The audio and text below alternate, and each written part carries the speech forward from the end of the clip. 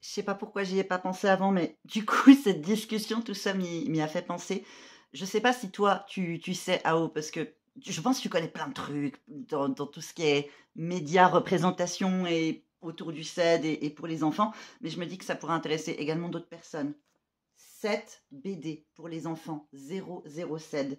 Ça a été fait par le GCED, donc GESED, groupe d'entraide des syndromes d'LR dans l'os. Vous pouvez les contacter. Moi, je l'ai eu gratuitement parce que du coup, quand j'ai su que cette BD existait, je les ai contactés en disant voilà, est-ce qu'il y a moyen de. Voilà, j'achète volontiers, ça m'intéresse de savoir.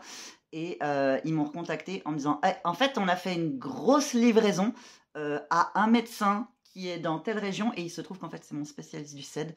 Et du coup, ben, on a pu en avoir gratuitement.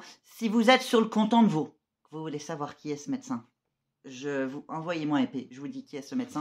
Mais vraiment, j'ai trouvé ça super chouette et je me suis dit, voilà, ça typiquement en termes de représentation dans les écoles pour montrer à quoi ça ressemble, les handicaps dynamiques. Il y a des fois des enfants qui peuvent aller à l'école avec des besoins en termes d'aide à la mobilité. Des jours, ils ont rien, des jours, ils ont des cannes, des jours, ils ont tout un tas d'accessoires avec eux, des jours, ils ont des fauteuils, que leur énergie varie vraiment dans la journée, que des fois, quand on se réveille, on a l'impression qu'on se fait écraser par un éléphant. C'est tout des trucs en termes de représentation que j'ai trouvé vraiment, vraiment, vraiment chouette.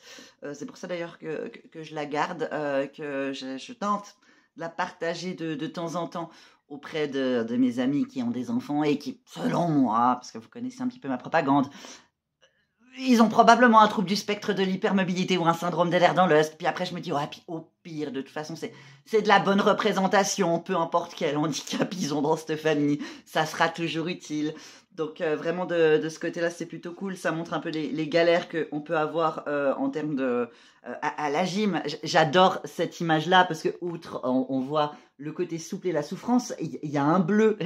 Les bleus, selon moi, on en parle beaucoup, mais pas assez quand on parle des atteintes dans le syndrome d'Ehlers dans l'os.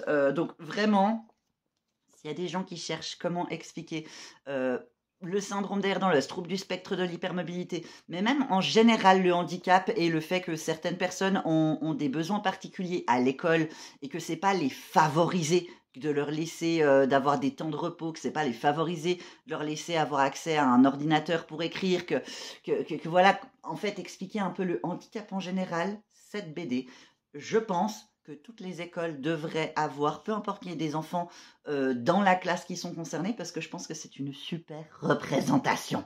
Voilà, des bisous, plein de cuillères, bye bye.